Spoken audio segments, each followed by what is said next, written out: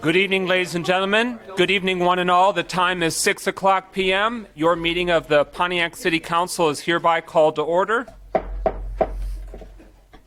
We'll begin with this evening's invocation.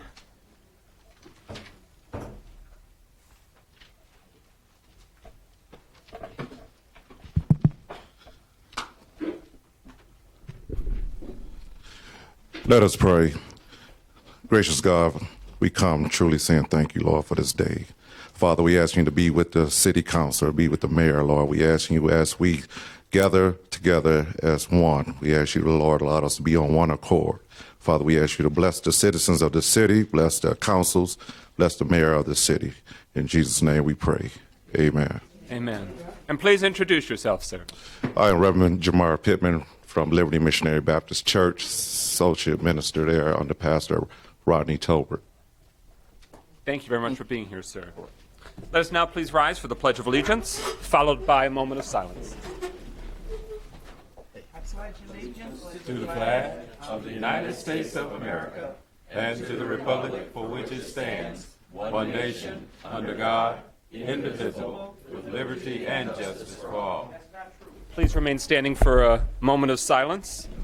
We'll read the names of those that have been shared with us that our community has lost in recent days. Hilda Bass, Willie Mays, Callie Mae Johnson, Anne Marie Tomrell, Kaliser Glover, Kashi Pace, Michael Alexander, and those that are in your neighborhoods, your families, and your lives that you've also lost. Please join us for a moment of silence.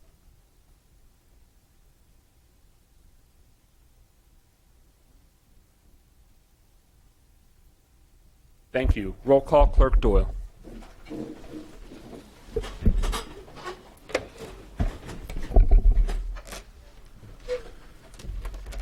Harrington. Present. Goodman. Present. James. here. McGinnis. Present. Nicholson. Here. Parker. Rutherford. Mr. President, you have a quorum. Quorum being established, is there a motion to excuse Councilwoman Rutherford for personal reasons? So moved. Is there a second? Support. It's been moved by Goodman, seconded by Parker. Any discussion? Hearing no discussion, roll call on the motion to excuse Councilwoman Melanie Rutherford from this evening's meeting for personal reasons. Roll call, Clerk Doyle. Goodman. Yes. James. Yes. McGinnis. Yes. Nicholson. Yes. Parker. Yes. Harrington. Yes. 6 yeas, no nays. That motion carries. Is there a motion to approve this evening's consent agenda? So moved. Support. Thank you. It's been moved by Parker, seconded by Carrington to adopt this evening's consent agenda. Roll call, Clerk Doyle. James. Yes. McGinnis. Yes. Nicholson. Yes. Parker. Yes. Harrington. Yes. Goodman. Yes. 6 yeas, no nays. That motion carries. And Clerk Doyle, did my eyes and brain skip over the adoption of the agenda? You did. All right. Is there a motion to approve this evening's agenda? So moved. Support. Moved by Parker, seconded by Carrington. That motion is now before us on approval of this evening's agenda. Any amendments, changes, questions, or clarifications? All right. Hearing no further discussion, roll call on approval of this evening's agenda. Clerk Doyle. McGinnis. Yes. Nicholson. Yes. Parker. Yes. Harrington. Yes. Goodman. Yes. James. Yes. 6 yeas, no nays. That motion carries. We're now at special presentations, of which we have one this evening. I want to give the floor to the mayor and administration to set it up, cue it up. Thank you very much, President McGinnis. We're excited about formally introducing all of you to a couple of consultants who started doing some work for the city last year, maybe even earlier than that. Their contract with the city, directly with the city, whereby the city was receiving grant funds and then paying them expired. They are now being, I believe, directly compensated by a donor and funder, and I know we brought that contract before you recently for your approval, even though the city is not cutting a check to them and an outside entity is. It's still a contract for the benefit of the city. They have, both of them have very impressive backgrounds. They work directly and regularly with Ms. Borngesser, and they've been focused on helping to attract more foundation dollars to the city. They've been very effective in that regard. And without further ado, I'll allow Ms. Borngesser to get into some additional details and then introduce them via Zoom from their respective homes in Boston and Philadelphia so that they can tell you more about themselves and their work directly. Ms. Borngesser? Correct. So we've invited our two advisors here to meet with the city and the residents so that they can give some background into the work that they did in the first set of the first contract that they had with the city that was funded entirely by the Community Foundation of Southeast Michigan, but then to also talk about some of the capacity building funding that they're seeking and pursuing for the city in the second contract, which is directly with Ballmer Group, again, at no cost to the city. So first, I'd like to introduce them. Gabe Meertraub and Philip Clay are advisors to the City of Pontiac. Phil Clay is a professor of city planning at MIT and former trustee at the Kreisky Foundation, and Gabe is a former president of the National Housing Partnership and a staff member and advisor to the Ford Foundation. Both of these fine gentlemen were involved in working with the City of Detroit to create a grant management system and program support during the city's emergence from bankruptcy. So they were part of this process in the City of Detroit, as I've mentioned in prior council meetings, and successfully built a centralized grant management system and one that mirrors what we hope to do here in the City of Pontiac. So with that, I will hand it over to our trusted advisors to talk about some of the capacity building initiatives we were working on now.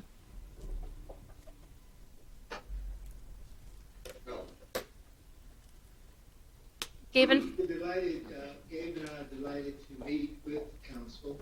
We've had the pleasure of working with the city for over a year, and our assignment currently is to work with the mayor and his staff to create the capacity to make use of resources that are available already and that will become available as we move through the recovery from the pandemic. This is an unusual kind of grant arrangement with foundations. They typically stand back and wait for prospective grantees to come forward with a proposal. And then they consider the proposal, accepting some, rejecting others. In this case, the foundations recognize that Pontiac, after having an extended period of emergency management,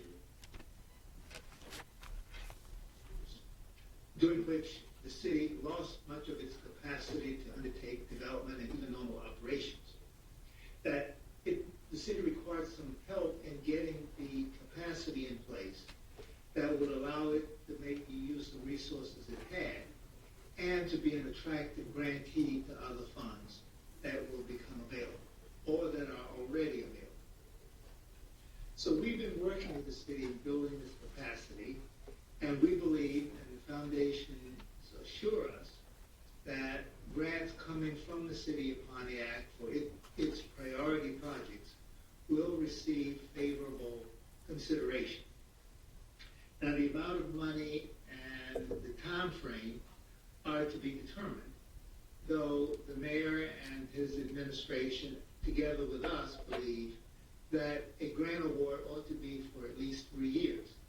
This would allow the city to go through the task of hiring additional staff.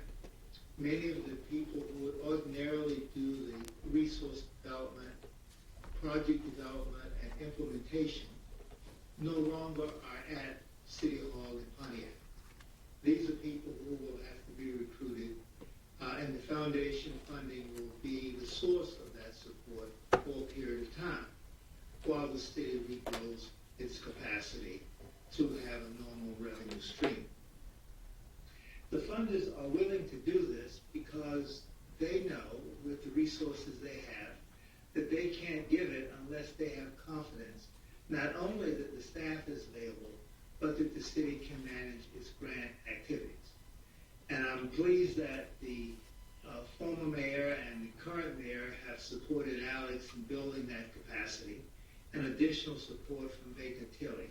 I think will give Grants Morrison and you the confidence that the resources will be well managed and that the mayor's vision can be supported and realized. Now, I just want to say a couple of things that will be of interest to the city council, that is. The first is that the grant activity will require additional staff. And this is a very difficult time to hire staff at all levels. We also know that the city has some federal funds which need to be activated or they will be lost. So there's some urgency. I think the mayor understands that. I hope the council will be supportive, and we're around to be as helpful as we can to get the city to the point where it's on a very sharp upward trajectory. Thanks very much. Dave, would you like to say something, or we'll open this for questions? I think we should open, because Phil has said it very clearly. I just want to add, for Phil and myself, who are over 70, we don't consider ourselves as consultants, but we consider ourselves as advisors. And we are not here to tell you what to do. You tell us what you need to do, and if we could articulate your needs in the foundation language.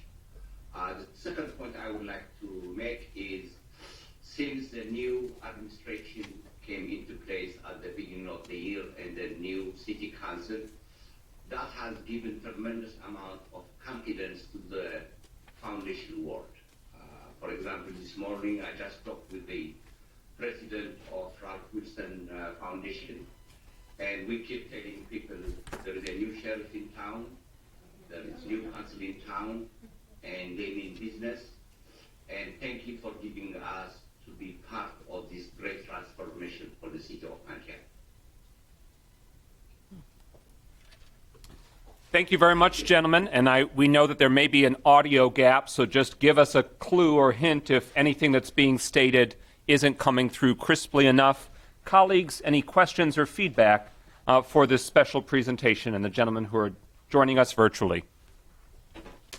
President Pro Tem William A. Carrington. Thank you, President McGinnis. Ms. Bowen-Gesser, have you guys thought about how many positions will be within this department? Yes. So that work was actually conducted with Baker Tilly. That was kind of with guidance from Phil and Gabe. But the department itself, or folks dedicated to this body of work, there would be 5 staff members. All right, thank you. No further questions. Mayor Grimo, you have the floor. Just in follow-up to that, in response to City Council's request for a formal presentation around a feasibility study of bringing the CDBG dollars, the Community Development Block Grant dollars, back in-house here, we are planning to do a presentation next week that Ms. Bowen-Gesser will be leading, and I think we'll have Baker Tilly available, at least virtually, for that, or we hope to anyway, that will do a deep dive in the analysis that Baker Tilly did, the proposed structure for the grants department, which will certainly support bringing community development block grant dollars back in-house, but more broadly will help support going after and bringing in more private foundation dollars as well. Others that wish to have the floor. Councilwoman Kathleen James, you have the floor. First of all, I would like to thank our consultants for being with us and for helping us in this. It certainly is something that is greatly needed in the city of Pontiac to build up our financial capacity. So we appreciate you and the work that you're doing. The question that I have, and it probably covers both, is that the grants that the monies that we are going after, are we focusing on trying to build capacity for certain areas in the city, or are we focusing on trying to build up the overall net worth of the city, in terms of the budgeting that we will have to be able to address some of the problems that we have in the city? Are we looking at overall budget, or are we looking at budgets for specific things within the city? I think the mayor or Alex should chime in on this, but the proposals that we're working on are for specific positions in departments, in critical departments, in planning and finance, and economic development. There's one other I'm forgetting. Central Grant Management System. I shouldn't forget that. Central Grant Management. So these are critical to planning and development. Okay. We're not focused on other areas. Okay. We do take note that some of the funding that is available to the city is currently being used for outsourcing.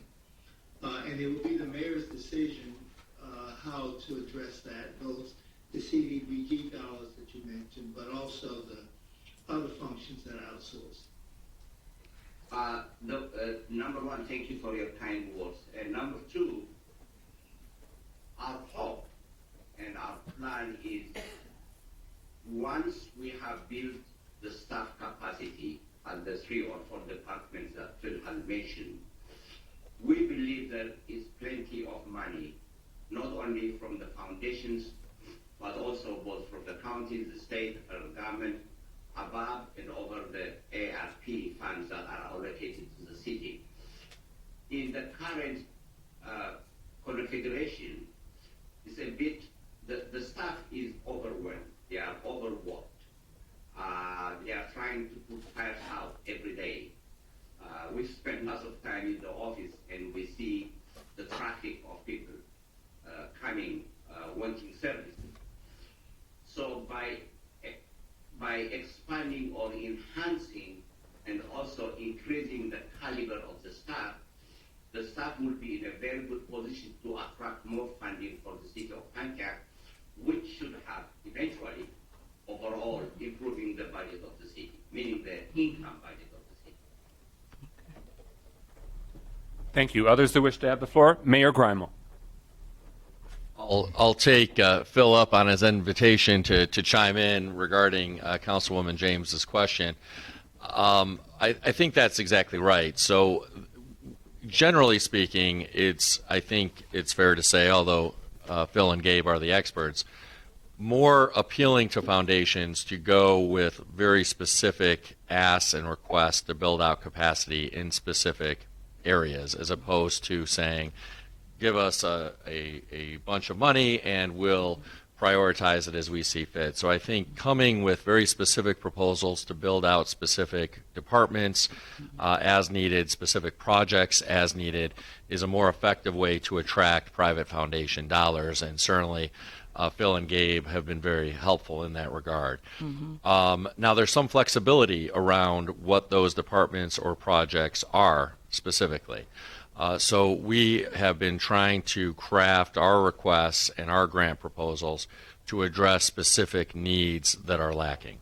But certainly we welcome input from council about potential ideas that you have.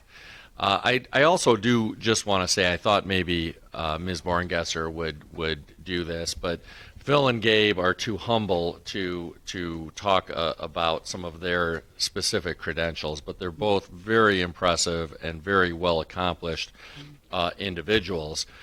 Phil is the former chancellor of MIT, and Gabe is, among many other things, a former staff person at the Ford Foundation.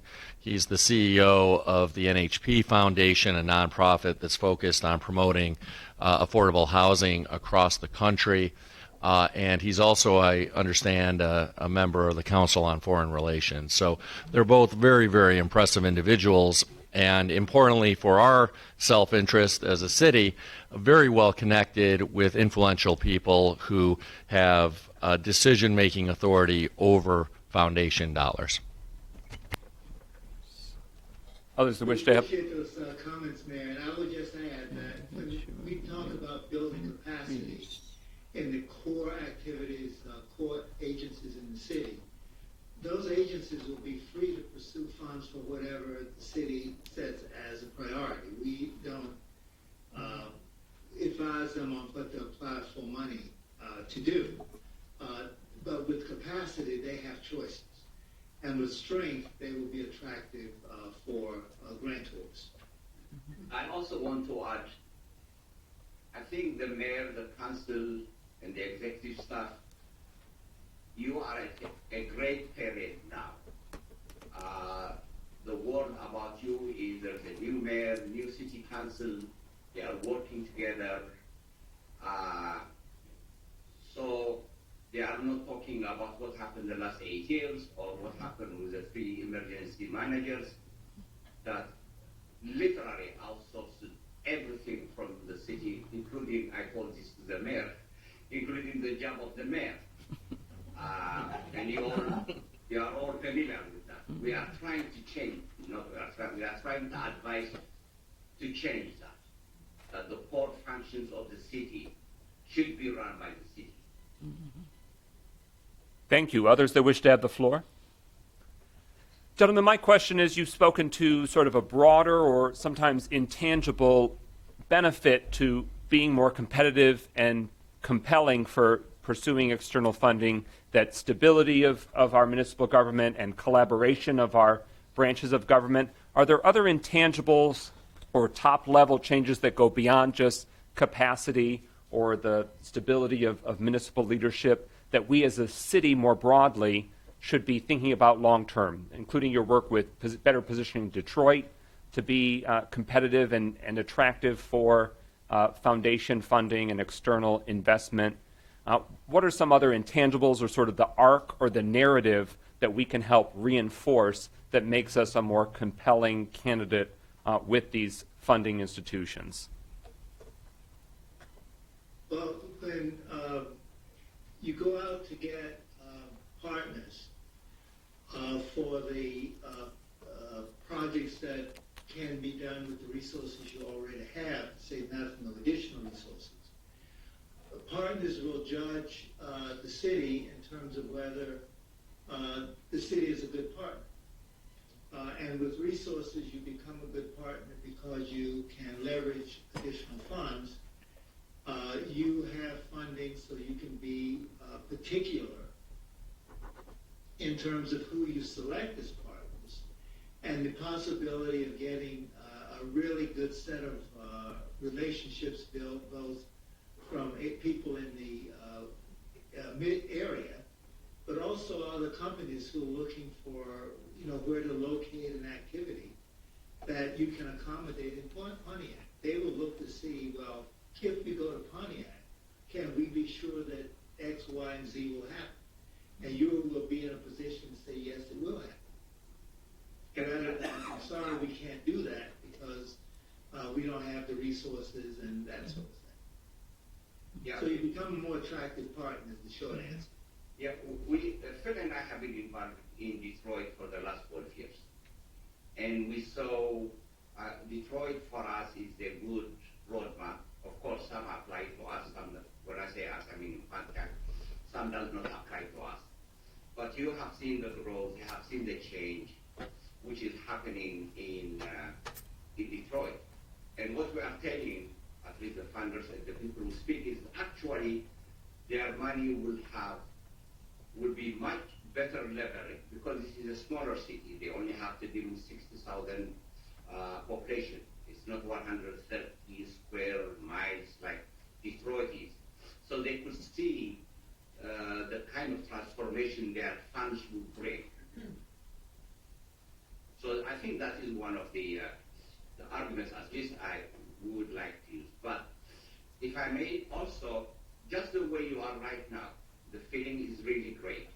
New mayor, new city council, and we want to take advantage of that because soon they will get tired of it. So we have, it's like what they call in the presidential, the first 100 days. So we have a few months left and we should take advantage of that. Thank you. Others that wish to have the floor? With that, on behalf of the City of Pontiac and the entire Pontiac City Council, thank you for your time this evening and your ongoing advice and counsel as we scale up our capacity as a municipal government. Thank you, gentlemen, for your time.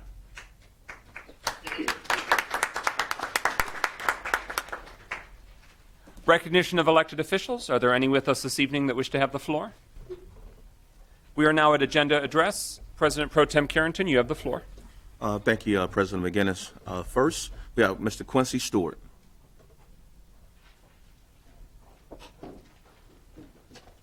Good evening, everyone. I'm here to address about the Earth Day. I'm standing here with Mr. and Mrs. Charles Renfro, and they're part of the Crestwood Astorwood Block Club. I can tell you that the mayor is extremely familiar with this block club. As one of our supporters last year, we had our first annual cleanup, and the mayor came and literally, he was running for mayor at the time. He could have came for 5 minutes, picked up a rake, said hello, kissed the baby, and left. But he didn't. He stayed the entire time and helped us, and it was a lot of heavy lifting, and so that was not lost on us. So, but we're here to talk about our second annual spring cleanup on May the 21st, in line with the Earth Day. Next year, we plan to coordinate our efforts with the citywide cleanup. The citywide cleanup was something that we didn't know about, but next year we're going to coordinate our efforts with that. Melanie Rutherford, in her absence, has been coming to our meetings and been very supportive, and so. I just wanted to say that I think this is a wonderful idea with this Earth Day thing, and my understanding is that the cleanup, the citywide cleanup, is something that is this the first year for it? The citywide cleanup. Okay. Well, we would like to think that idea came from us, that it was stolen from us, but it's a good steal and so we're just here to say thank you to the mayor, thank you to Melanie Rutherford, and at our cleanup, we also got a dumpster last year. We're getting a dumpster this year, and we're just very thankful for that. Another thing I want to talk about really quick is that the Crestwood Astorwood Block Club has been established now for the past going on our second year. I would encourage everybody in the city. If you want to make a change, just don't come down here and holler at the city council. Do something for yourself. Start a block club. We did it. If we can do it, you can do it. Start a block club. Talk to people and collaborate. Collaboration is the key. Thank you so much. Thank you. Next for agenda address is Ms. Gloria Miller.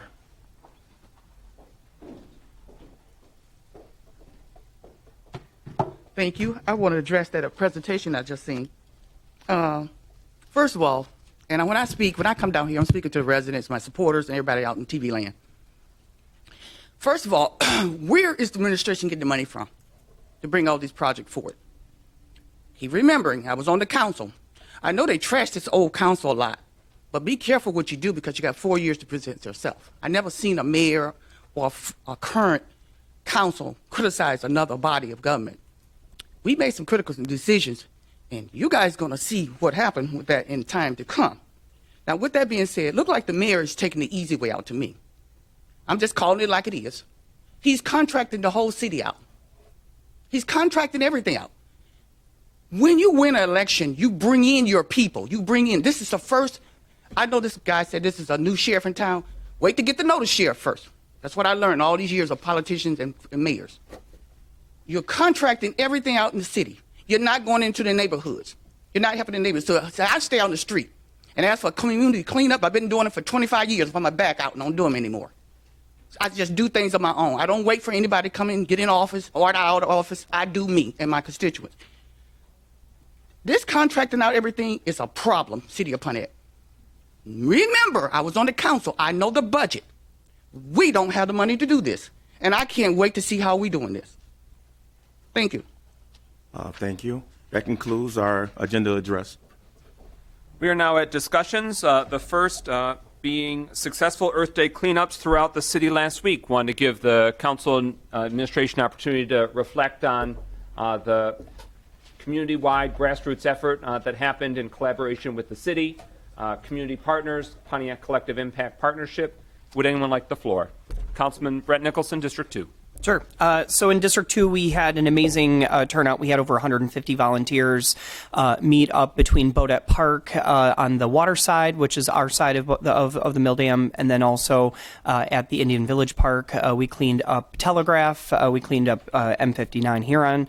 We cleaned up Genesee. Thank you to Accent Pontiac and the kids from Accent Pontiac for all the hard work up and down Genesee. We had an amazing amount of yard waste bags to pick up. Thank you, DPW, for being on that and getting those out of the park. Everything looks really great. Some of these things that we cleaned up, it's scary, guys. It is scary cleaning up hypodermic needles and liquor bottles. But we had a lot of amazing volunteers that went out there and did it. When we have things that are clean, people tend to leave them clean a little bit longer. So we're going to be out there again and again and again. And I think it really inspired the neighborhood to get out and keep it clean and do what we need to do to have Pontiac be a cleaner, brighter place. Thank you. Councilman McHale Goodman. So I'll also go on singing praises. It was amazing to have people come out and help clean up District 3. We focused mainly on North Kiwanis Park and on the area of the road that is Tallahassee and Sarasota, where there's a lot of dumping in our city. It was great to just even have the handful of people that we did come out, because they were dedicated. They were there from 9 until after 1, helping do the hard work, lifting all the heavy bags. There are people who were probably doing some heavy lifting who really shouldn't have been, given the status of their back. But having all those people come out and do real in-depth work, having the city help also bring some things, being able to bring a shovel to me to help dig out some shattered glass throughout some play area, which was really unfortunate to see, but having, again, the support and the help both from the city and from the volunteers to help do this work in our own communities was amazing, especially on my side of town. So I'm more than happy with how things turned out. Thank you. Councilwoman Kathleen James, District 4. Yeah, District 4, I guess I am still tired. But we had a great day. On Wednesday, it was really Tuesday, as you know, that it snowed that week. And so everybody thought, oh my gosh, how are we going to have a cleanup and with snow on the ground? But Mother Nature was kind to us. The snow melted. And on the day of our cleanup, we actually had great weather. We cleaned up Cherry Lawn Park, which had bad graffiti and a lot of stuff going on, but we left it clean. And we're so happy for the volunteers that came out to help us to get that park in the shape that we left it. So I think it was a great effort on the part of everyone, and I can't wait until we do it again next year. Councilman William Parker Jr., District 5. Thank you. And I can just only reiterate what all the other councilmen have said, except for District 5. I thank each and every one of you who came out and helped us clean up Galloway Park. It certainly was an interesting day as we pulled out stuff out of the weeds and all the other things that was there. But I believe you go through it now, you'll find it much cleaner than it was when we started. I also want to thank the gentlemen who came by and helped us plant 11 trees on that day. They're certainly taking root. I didn't think they would, but they're looking good. And so just to everybody, I just want to say thank you for the assistance. Thank you for the help. And as I always say, many hands make light work, and we had fun. We enjoyed what we was doing. God gave us a good sunny day to do it in, and we had a marvelous time while we was cleaning up that park. So thank you. Thank you. Mayor Greimel. Well, I'll try not to be redundant, but it was indeed a great day. It was great to see this all hands on deck moment around the city with so many people rolling up their sleeves, literally, and getting to work and making this positive, tangible difference in our community. It's not, to answer your question, Mr. Stewart, it wasn't literally the first community cleanup day, but it was a little more formalized this year than it had been in past years. And I've got to say, I'm relieved that your community cleanup, the Astorwood Crestwood Neighborhood Association cleanup, wasn't on Saturday, because between my speaking at a funeral and then going to Charlie Harrison Park to help with the cleanup there and then going out to Galloway Lake Park to help with the cleanup there. The day had gotten away from me, and I was out at Galloway Lake Park and literally started thinking about the Astorwood Crestwood Association and thinking, boy, I'm afraid they probably had theirs today and I missed it. So I felt like I was cheating on you by cleaning up at Galloway Lake Park. But I'm glad to hear I didn't miss it, and I will certainly be back on May 21st this year to join all of you. President Pro Tem William Carrington, District 6. Well, thank you, President McGinnis. Again, it was a great day. It was a lot of energy in the city. In the 6th District, we conquered Baldwin Park, Aaron Perry Park, Oakland Park, and Charlie Harrison Park. We had Amazon volunteers. We had General Motors volunteers. We had Alpha Phi Alpha fraternity volunteers. We had Coach Polk, Adam Polk, and the Pontiac High School Wrestlers. We had We Care Neighborhood Association and GM Modern Housing Association, Neighborhood Association.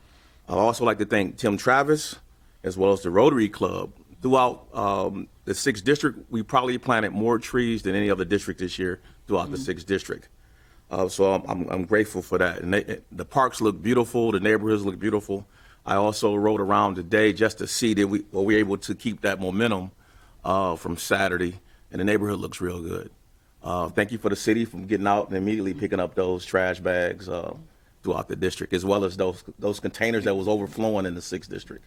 Sincerely thank everyone. Good. Mayor Grimal.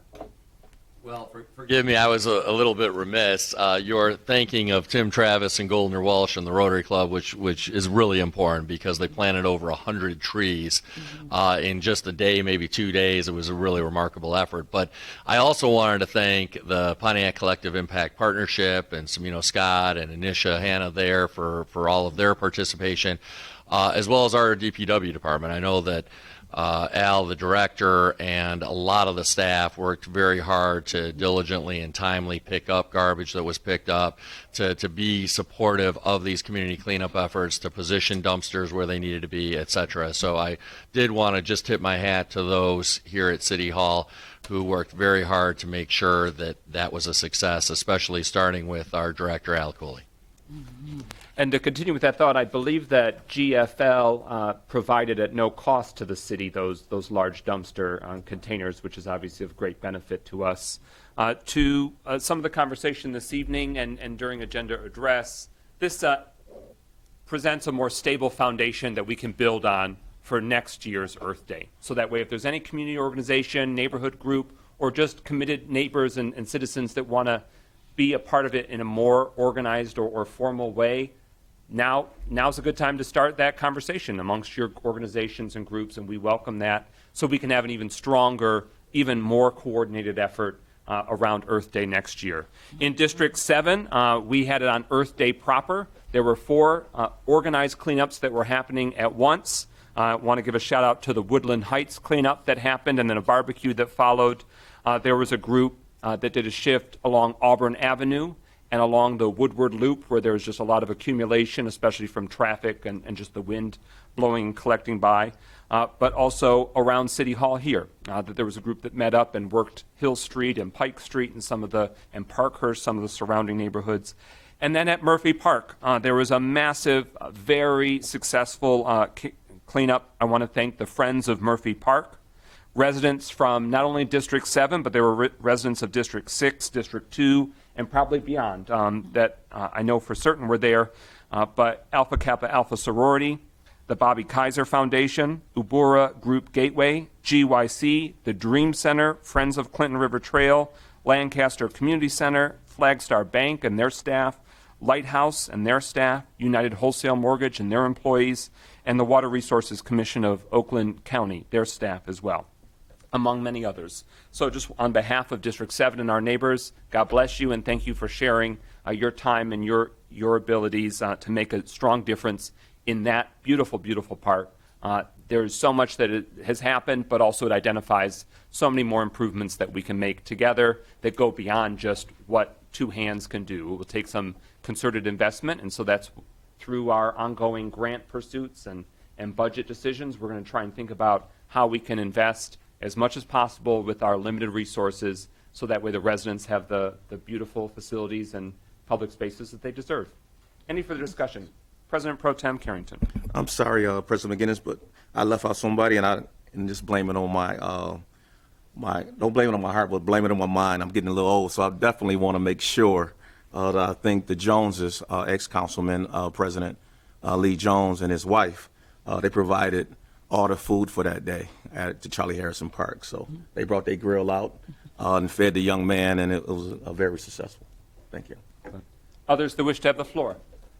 With that, discussion concluded. We're now at the next discussion item, Michigan Homeowner Assistance Fund open to Pontiac residents. This has been announced at previous city council meetings, but wanted to elevate and really just sort of put a pin here so that way at future weeks when you see as a communication item, it's us sharing out these resources for Pontiac residents. You may remember during the Great Recession, the federal government through the state rolled out different programs to help homeowners through the housing crisis. And then now through the pandemic with federal funds, this is sort of the rollout of those federal funds. That way it can be right in the neighborhoods, right in the resources. And so that's the Michigan Homeowner Assistance Fund. There's $242 million that have been invested into that. And we want to make sure that Pontiac residents are at the front of the line in terms of mortgage assistance, rent assistance, insurance assistance, condo association fees and assistance. There's a lot of different resources there, and so we'll keep including those resources on our agenda, but we just wanted to recenter that because those funds are now available and you can currently apply. Any further discussion? We'll keep that information front and center for the benefit of Pontiac residents, but please always feel free to inquire with us or do some internet sleuthing. And then the final discussion item, Oakland County Housing Trust Fund establishment and housing security initiatives. You heard Oakland County Executive David Coulter at a recent city council meeting here in these chambers share about the priority that they're placing and partnering with different Pontiac organizations. But one to, especially Councilman Goodman has been really strongly advocating for Oakland County to take a more concrete step when it comes to housing and the challenge of attainable, affordable housing throughout our country, throughout our state, throughout our county, and we're of course focused squarely on that we need even more attainable and affordable housing here in Pontiac as well. So I want to give my colleagues the opportunity if you want to elaborate any further. There'll be more information that rolls out from the county, but we want Pontiac to be front and center at the front of the line when there's resources and initiatives from the county with expanding options for residents, for taxpayers, and for prospective homeowners. Anyone wish to have the floor? All right, with that, we just want you as a community to know that housing is an extremely challenging issue, that we acknowledge that Pontiac isn't in alone, and we want to leverage as many resources as possible and make this a priority with many different decisions so we can expand attainable housing options for our residents. Hearing no further discussion, we are now at the resolution proclaiming May as Asian American and Pacific Islander Heritage Month. Is there a motion to adopt? So moved. Support. Moved by Nicholson, seconded by Goodman. That motion is now before us. Any discussion?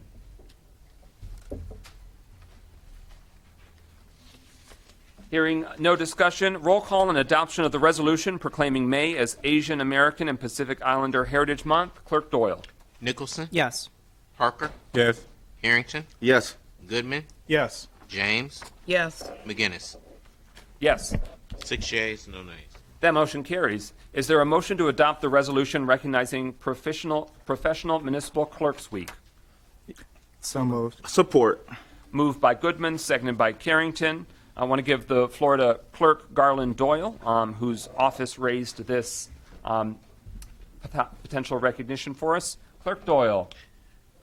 Thank you, Mr. President. I just want to acknowledge that May 1st through the 7th is Professional Municipal Clerks Week. I believe this is the 53rd year of this, and I just thank the council for the resolution. Any further discussion? Councilman Goodman. I mean, I think this is really important given how critical clerks are to our election process and making sure that things go off without a hitch and that people are represented and actually fought for the way that they should in terms of how things go. I think this is extremely important to recognize the hard work that we often overlook when it comes to elections in our country. So I am more than happy about this. Thank you. Others that wish to have the floor? Want to acknowledge that the clerk's office staff and those that have been enlisted to assist them in carrying out their duties will have an election day. We have it in a communication later, but next Tuesday, May 3rd. So they are busy leading up to and including on that day. Here, Mayor Grimo, you have the floor. Well, I want to thank Clerk Doyle for his service specifically, but also acknowledge that I am preparing my own resolution to acknowledge Clerks Week, and I've been in touch with Clerk Doyle about that and look forward to presenting that to Clerk Doyle later this week. Very good. Any further discussion? Speakers list having been exhausted, roll call on adoption of the resolution. Clerk Doyle. Parker, Yes. Carrington, Yes. Goodman, Yes. James, Yes. McGinnis, Yes. Nicholson. Yes. 6 yeas, no nays. That motion carries. Is there a motion to adopt the resolution supporting the Walk for Autism and autism awareness? Moved by Carrington. Support. It's been moved by Carrington, seconded by Parker. That motion is before us. You've heard previously Ms. Marcia Easley make the announcement about the May 14th gathering at Wisner Stadium, and we wanted to formally, on behalf of the city and in partnership with the mayor, throw our support behind it, amplify it, and get the word out. And so with that, Ms. Easley, if you'd like the floor to give some information, we'd be happy to give you the podium. Thank you for your support. The walk is May 14th from 11 a.m. to 2 p.m. This is a walk to bring awareness to autism. We have a very big autism community. It is a fundraiser. I don't know if we're going to make a lot of money, but hope we can. But the main purpose is to bring the autism awareness, to have resources there. There will be like many people from the sheriff's department, the fire department, you guys, the school board. I went to the school board and made a presentation. They're going to have our support. So the people who have questions and need information about autism can come there and get the resources that's going to be available. There'll be vendors there. There'll be vendors opportunities. So it's something that I want to do annually. It's something that's very important to the community. My foundation will be very transparent with everything that we do, with any monies that we get in. I'll be applying for some grants. We're kind of new, so we don't have a lot of money, but we do want to do this, and we want to do it annually. And if anybody have any concerns, any questions, feel free to call me. I'm on Facebook. Inspirational Spectrum Heroes is the name of the Autism Foundation. And I just hope everybody comes out. It's going to be a community event. We're going to have music. We're going to have face painting. We're going to have praise dancers. We got a photo booth. So just come out and make it a community event so everybody can come out and see what's going on and get some information about autism. This is Autism Awareness Month, if people didn't know. And so I just hope everybody comes out and support. Thank you. Any further discussion? Councilman Goodman. I'm just saying, as the council person that you'll be having this in, I will be there. Just letting you know that now, I will be there. Mayor Grimo, you have the floor. Well, I've known you a long time, Ms. Easley, and I so appreciate and admire your longtime leadership and community service. And this is just the latest example of you being a champion of those who need championing. So thank you so much for what you do, and I'm looking forward to being there on May 14th as well. Any further discussion? Speakers list exhausted. Roll call on adoption of the resolution. Clerk Doyle. Carrington, Yes. Goodman, Yes. James, Yes. McGinnis, Yes. Nicholson, Yes. Parker. Yes. 6 yeas, no nays. That motion carries. Is there a motion to adopt the resolution celebrating Centro Multicultural La Familia anniversary? So moved. Support. Moved by Nicholson, seconded by Goodman. That motion is now before us. Any discussion? On behalf of the City of Pontiac, Mayor Grimo spoke at their formal program. They had an open house on April 18th. Want to commend and celebrate the work that they're doing, not just for the Spanish-speaking population but in our city, but the entire population. They are a long-standing and important pillar in our community, and we're grateful that they have a bright future and look forward to continued collaboration. Any further discussion? Hearing no further discussion, roll call on adoption of the resolution. Clerk Doyle. Carrington, Yes. Goodman, Yes. James, Yes. McGinnis, Yes. Nicholson, Yes. Parker. Yes. 6 yeas, no nays. That motion carries. Is there a motion to adopt the resolution welcoming the Oakland University purchase of the former Baker College campus? So moved. Support. Moved by Nicholson, seconded by Goodman. This is a recent decision that the Oakland University Board of Trustees made at their April 14th meeting. They purchased an 18-acre campus that's located at 1500 University Drive that is at the border of Auburn Hills and Pontiac. It does have a portion of that site in Pontiac, and so we want to acknowledge that it is an important step in the right direction, but also encourage and welcome even further more substantial concrete steps by Oakland University to have a more substantial presence and support for Pontiac students and in the Pontiac geographic footprint. So that's the essence of the resolution. Any further discussion? Councilman Nicholson, an Oakland University man. Yeah, I just want to say, as an alumnus, there's an interesting history between Oakland University and their intention to not be in the city of Pontiac, and so this is an amazing first step to welcome them and to see that it's not so bad over this border. We're going to be a great home for them, and we're going to do everything we can to support growing that relationship. Others that wish to have the floor. Councilman Parker. And just thank you, Brother President. I think certainly it's a great thing when we can partner when they decide to come to Pontiac, because it also adds a little bit of identity to those who go to Oakland from Pontiac, that they can say they graduated from Oakland University in Pontiac. And so I think it's a great idea. I think it's a marvelous idea, and I look forward to the relationship. Others that wish to have the floor. Raise your hand if you've ever taken a class at Oakland University. There's a few Oakland Universityers up here. Oh, in the audience, too. That's fantastic. Not yet. Any further discussion? All right. We look forward to expanding that relationship. And this is in part, again, that carrot and the stick. The carrot is that we want to welcome the great step, but also nudge further substantial progress that can be made to benefit Pontiac students and our neighborhoods. Hearing no further discussion, speakers list exhausted. Roll call on adoption of the resolution. Clerk Doyle. Goodman, Yes. James, Yes. McGinnis, Yes. Nicholson, Yes. Parker, Yes. Carrington. Yes. 6 yeas, no nays. That motion carries. Is there a motion to adopt the resolution advocating for Oakland countywide transit funding and services approach? So moved. Support. Moved by Goodman, seconded by Parker. That motion is now before us. Councilman Goodman, who is a driving force behind this resolution coming together, anything you'd like to offer up? Absolutely. I was getting ready to raise my hand. I think this is, again, a very important step, especially when it comes from the perspective of the city of Pontiac. We are essentially the transit hub for what will hopefully be what is transit in Northern Oakland County. We have one of the largest populations who has to consistently use SMART to get back and forth between work, grocery shopping, school, and just daily needs. And I think it's extremely important for us to take that major step forward in saying that not only do we have residents here who need SMART, but we wholeheartedly support the expansion and increased funding in this case, but increased services for the entirety of the county to make sure that not only does Southern Oakland County and the communities along Woodward benefit from this, but we also expand that prosperity to all of Oakland County, and not only for the residents who currently don't have SMART, but to better expand the access for those who currently use SMART to be able to actually better meet their needs. Sorry, that was a mouthful, but I am very, very passionate when it comes to public transit. Others that wish to have the floor.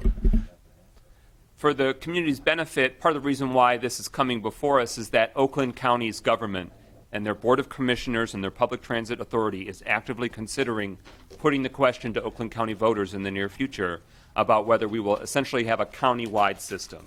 Right now, there's a Swiss cheese approach where it's opt-in, opt-out, city by town and township and municipality by municipality, and it is not effectively funding or creating a service footprint for transit options in Oakland County, and of course, that's true throughout Metro Detroit as well. So Pontiac residents and all of Oakland County would be better served by the entire county being an opt-in, which is not unheard of. Other counties do that, so that way, for example, when Auburn Hills recently voted to say that they would like to move out of it, they would opt out.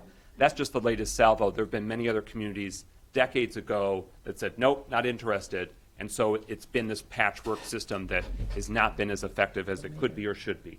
So this question may be coming to all of you in the very near future, depending on what Oakland County shakes out. And this is us adding our voice on behalf of Pontiac saying, yes, put that question to the people. Let the people make that call. Any further discussion? Councilman Goodman. And I will also add, there is somewhat of a approach to this that benefits the city, not just in terms of city residents needing transit, but also me personally, I'm very much lobbying for Pontiac to be the center of transit for Oakland County, given kind of what we kind of already do and where we're located. And I think that not only, by taking this step, are we asking the county to really push for this and bring this to all of our residents, but also hopefully making the case for why Pontiac should be one of the hopefully major benefactors and partners in making sure that the county has transit and making sure that we're kind of on the forefront of that just going forward. Mayor Greimel. Thank you, President McGinnis. I'm heartened to hear that latter part, especially Councilman Goodman, because I've had specific conversations with county officials that if this were to pass and we did become a countywide county, that I've been advocating and having encouraging conversations with county officials who seem to be very supportive of the idea that the different routes from throughout Oakland County would connect through Pontiac, so that we really would be the hub of the spoke when it comes to transit routes in Oakland County, which would move us closer to repositioning Pontiac as being once again what my mentor Hubert Price once said was its rightful place as the center of the universe. Any further discussion? Thank you. With that, speakers list exhausted. Roll call on adoption of the resolution advocating for Oakland Countywide transit funding and services approach. Clerk Doyle. James, Yes. McGinnis, Yes. Nicholson, Yes. Parker, Yes. Harrington, Yes. Goodman. 100% yes. 6 yeas, no nays. That motion carries. Is there a motion to adopt the resolution to approve the purchase of WatchGuard firewall appliances and software at the cost of $50,086.20 from Insight Public Sector SLED and authorize the mayor to enter into any agreements necessary to complete this transaction?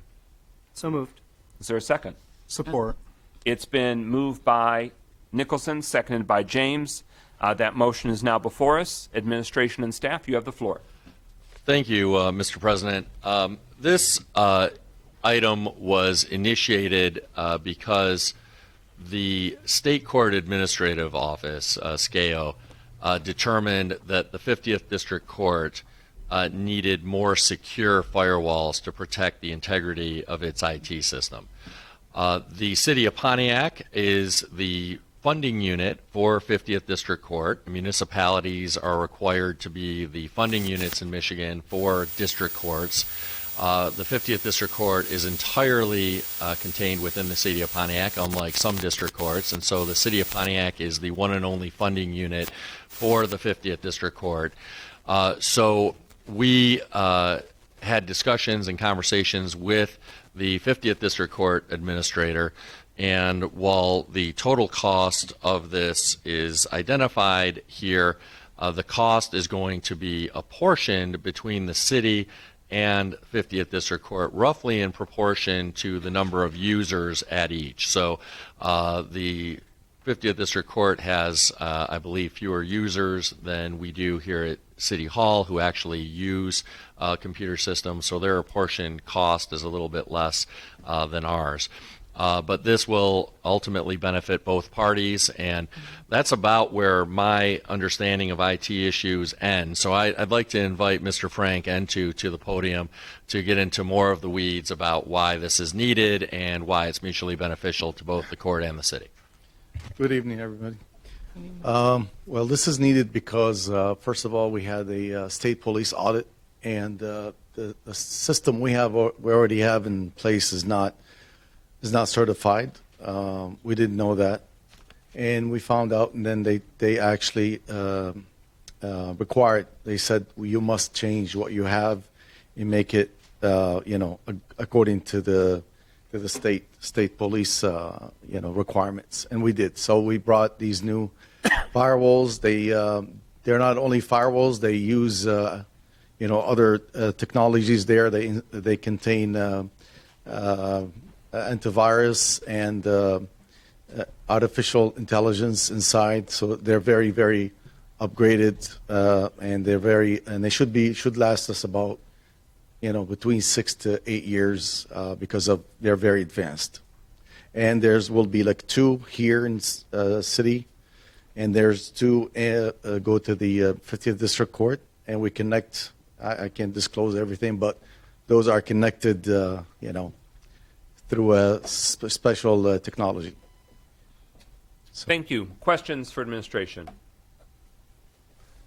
Will this require a future budget amendment, or is there resources in a particular budget line item that satisfies this, since there'll be some cost sharing with multiple entities? It was already budgeted for, is my understanding, in the previous budget that was passed for July 1st, but for reasons that aren't clear to me, it was never implemented prior to my taking office. And so I learned about it not too long after taking office, and I didn't think it was appropriate for the city itself to bear the full freight, to pay the full cost of this. So we began discussions with 50th District, since they're also a beneficiary, and the primary impetus, since the state police was concerned primarily with the security of the court systems, computer systems. So we entered conversations and discussions with them about sharing the cost, and that brought us to today. But perhaps Mr. Entu has more insight into whether or not it is in fact fully budgeted for this fiscal year, and It is. if people are curious why it wasn't acted upon earlier. It was budgeted. I had a conversation with the previous mayor, and she approved it, but we didn't get any help from the council. The council kind of shot everything down for us. We explained to them what's going on, and they just kept saying, postpone, postpone, postpone, and that's where we're at right now. So it's been more than a year on and off with this now. So, we basically, the court did not pass their audit last year. They're still waiting for this to get through so they can pass the audit. What is the expected implementation cycle from approval from council at whichever meeting, tonight or next week, and then what would sort of be the estimated turn time for completion? We should be, once you approve this, we can get it right away, within a month probably. I have to just configure them when they get here. I configure them myself, and then I have to just distribute them in between here and the court. Other questions? Is it possible to vote on this tonight, or I'd be do very we need receptive to another? that. We are not required to, so if there's no motion to postpone after everyone speaks, we will move into voting and adoption tonight, unless there's a motion to postpone. Councilman Goodman, then Parker. And actually, as the chair of the CEO committee that has to deal with IT, I would actually say we should pass this with expedience because of how important security and firewalls are to not only the city government, but to our court system. And the residents that it serves. Right. So I would push that we do this at ASAP. This is very important. Councilman Parker. Thank you. And having talked with the chief judge, I can share with you that she's very pleased with the aggressive approach that this administration is taking to get this done as quickly as possible. So I'm supporting whatever. If we can vote tonight, let's vote tonight. Any further discussion? As a final note, I want to thank the Law and the Court Subcommittee, chaired by Councilman Parker, and the Communications, Engagement, and Operations Subcommittee, chaired by Councilman Goodman, that both respectively from the IT perspective and the District Court perspective were making sure that this is a priority. And thank you, Mayor and Administration, for bringing this action item tonight. Hearing no further discussion, speakers list exhausted, and since there was no motion to postpone, we now move into roll call on adoption of the resolution to approve the purchase of WatchGuard firewall appliance and software at the cost of $50,800 $86.20 from Insight Public Sector SLED, and authorize the mayor to enter into any agreements necessary to complete this transaction. Roll call, Clerk Doyle. McGinnis, Yes. Nicholson, Yes. Parker, Yes. Carrington, Yes. Goodman, Yes. James. Yes. 6 yeas, no nays. That motion carries. Thank you very much. We're now at communications. Want to give the floor to the city clerk to provide 3 communications from the city clerk's office. Thank you, Mr. President. The first one is to inform the community that the election is on Clerk Doyle has the floor. Order in the chambers. Clerk Doyle has the floor. Thank you, sir. The election for the Charter Commission is on Tuesday, May 3rd. State law requires us to be open a total of 8 hours the weekend prior to the election. We'll be open more than 8 hours because we'll be open both this Saturday, April 30th, from 10 a.m. until 4 p.m., and we'll also be open on Sunday, May 1st, from 10 a.m. until 4 p.m. If you have not already voted, you can come into the clerk's office and do in-person absentee vote. So we will be open this weekend, which moves me right into the next communication. Tuesday, May 3rd is Election Day. Polls will be open from 7 a.m. until 8 p.m.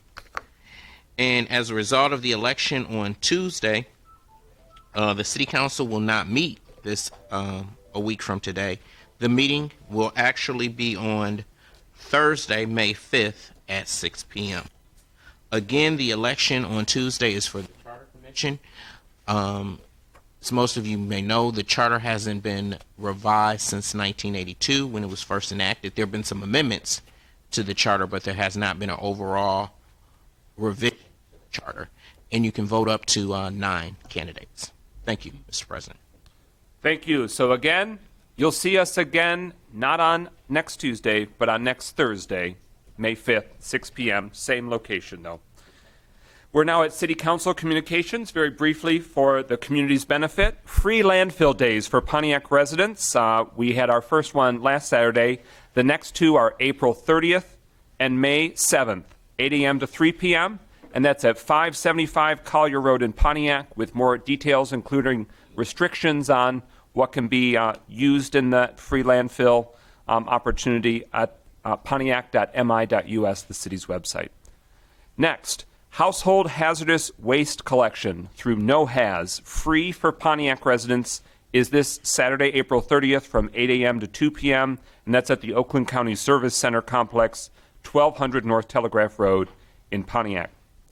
And finally, from City Council Communications, the Second Chances Expungement Fair for Oakland County Convictions, April 30th, this Saturday, is from 10 a.m. to 2 p.m. at the UWM Sports Complex, located in District 7, 867 South Boulevard, Pontiac, Michigan, 48341. So that's Second Chances Expungement Fair, and that's specifically for Oakland County Convictions, this Saturday, April 30th, from 10 a.m. to 2 p.m., brought to us by the Oakland County Prosecutor's Office in partnership with multiple community organizations. With that, we are now at public comment. President Pro Tem Carrington, you have the floor. Thank you, President McGinnis. Mr. Jalen Neely DeBose. Yep, you can go to the mic. Yes.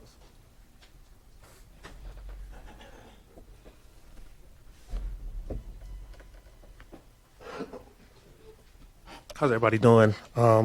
Just want to give you guys a quick update. I'm the new community schools coordinator at Pontiac High School, and I am over parent engagement and community partnerships. And so I just want to kind of give a quick comment. Like, we don't have a lot of involvement as far as parents at the high school, and we also have this position at Harrington Elementary.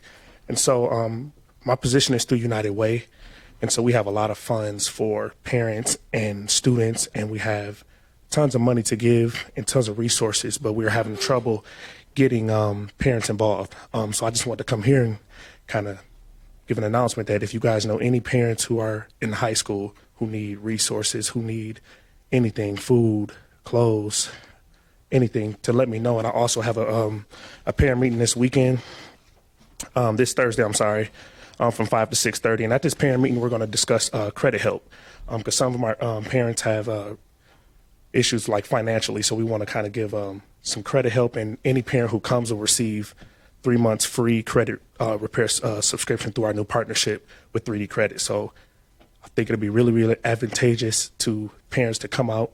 We'll be at Pontiac High School, 5 to 6:30, April 28th.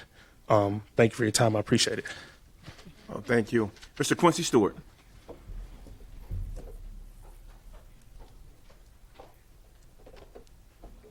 Thank you, Mr. President. Couple issues. Councilman Carrington, first though night in my district, my Aunt Millie Naylor and cousin Jeff Naylor and wife stay on Victory Drive. And for years, my late uncle Oscar, Don Naylor, and son Jeff kept their lawns so immaculate they were constant winners of pride and beautification.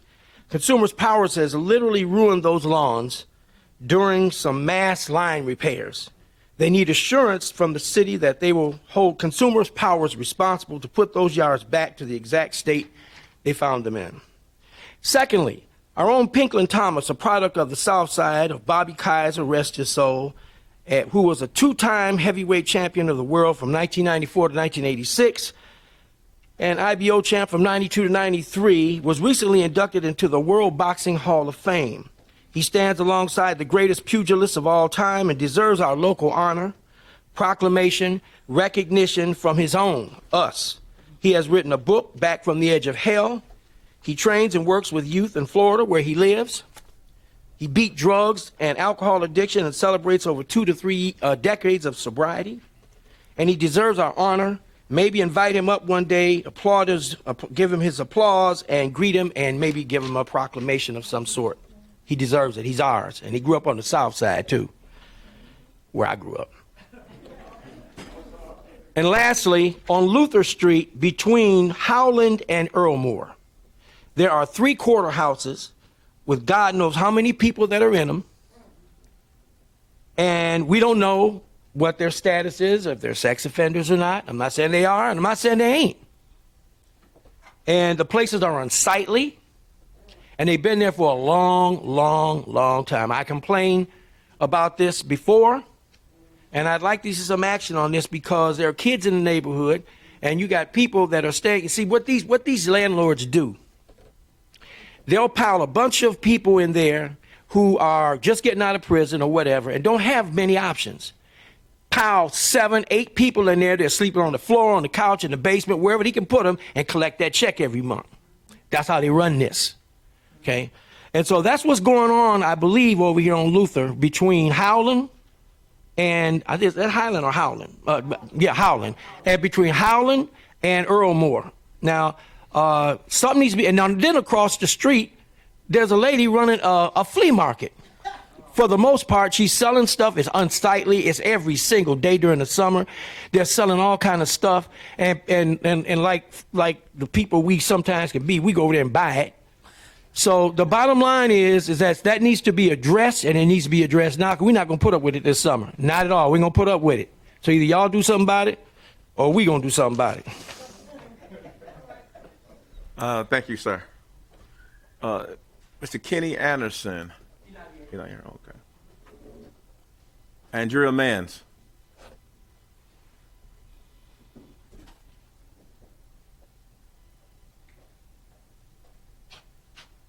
Good evening. For the last couple of years, I've been trying to do outside projects to make my home look better, home improvement projects. But I don't think it's really going to work because my house is located between maybe a dog park, which is not, it's got 7 dogs out there. And from the ordinance, it's only supposed to be 3 of the same kind of animal. But when I called the city, they said, well, we can't do anything, call Oakland County. Okay, so that's on one side. On the other side, since 2019, there's this pole barn that's been sitting there. They stopped it. They did a cease and desist August 2019. So it's just sitting there. The grass has not been cut in 3 years. This will be the 4th year. So the grass is not being cut. Last year it grew about this tall, and now it's just laying down, brown hay. It looks like a sci-fi movie over the wastelands or something. And now they're putting bumpers and spare parts, and I seen a trailer hitch stuck back up in there. There's a van back there, all kind of stuff back there. Not to mention that I had to buy a trap, and since I've had the trap, I've caught like 5 raccoons, 3 possums, 4 cats, and a partridge in a pear tree. So Can I buy those at the flea market? Yeah, if you want, yeah. So, yeah, and let's see what else. Yeah, and also like, so if they were, this pole barn, from what I understand, was administratively approved at the beginning of the pandemic, and I heard that it was one blueprint presented, but it was built off of another one. And the problem I have with it being built at all at that size is that people in Pontiac that own houses can't even get a garage built. They can't get approved to get a garage built on their own property. So I just want to know, why is that? Why is it still sitting there? How come it's not torn down? Nobody's working on it. From what I understand, nobody can even go on the property, but there's stuff being put there. So it's just making it's an eyesore. It's got me livid, because it's like all of this stuff is making my property look bad. So that's all. Could you please share the street in question? No, or- it's Highland Avenue, right across from the racetrack. So I think that what they were doing was trying to build another garage there to store cars, and they tried to slide it in there. But no, I was on the watch, so no, I brought that up. The M1 concourse. So it's just like you come out the racetrack and it's like right there, and it's sitting there, and everybody drive by like it's a monument. Like, why is it still sitting there? It's been there for 3 years. Nobody's working on it. Either it's going to come down or something. Something's got to be done. All right, thank you. Miss Melissa Mosa Sparing.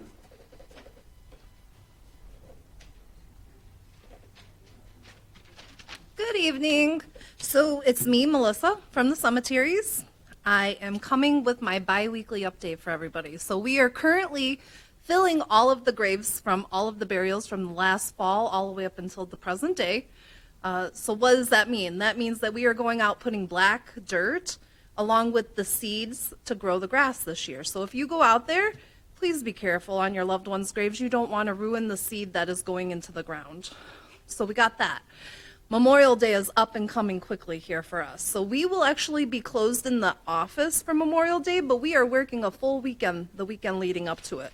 So anybody that needs help in locating their loved ones, maybe they haven't been out in a while, please keep that in mind. That will be available the weekend before Memorial Day.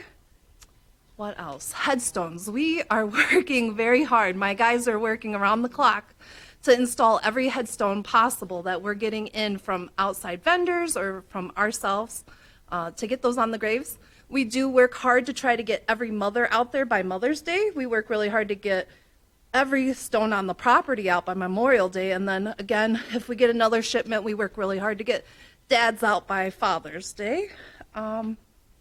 Besides that, is there any chance you guys can update the telephone number for us on your guys' website? I'm literally getting complaint after complaint every day that the telephone number on the city's website is wrong, and that they're having a hard time calling. It's just a long, busy signal. So our physical number in our office is 248-623-7705. Besides, 248-623-7705. Yes, sir. Okay, thank you. Besides that, I want to thank Amazon for coming out. Amazon is actually volunteering twice a month, one day over at Oak Hill, one day over at Ottawa Park. They are going to be helping us do some stick pickups, any kind of trash pickups. So we're excited for that partnership because we are always looking for volunteers. As much as everybody goes to the park and finds the needles in the liquor, we find that every day, day in and day out at the cemeteries. So we can always use volunteers. If anybody has volunteers, we'd love to have them come out and help us. And as always, I invite each and every council member and the mayor and the deputy mayor, come on out to Ottawa Park. Some days I feel like we're kind of forgotten out there. People don't see it. It's city owned by you guys, so you guys should come out and see the labor of the love out there. So thank you.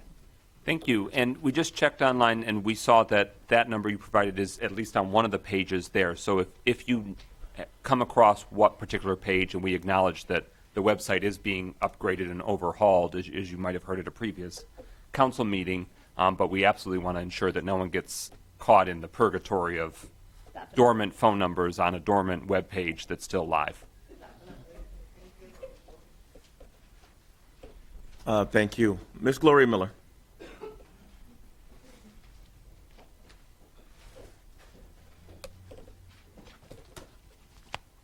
Okay.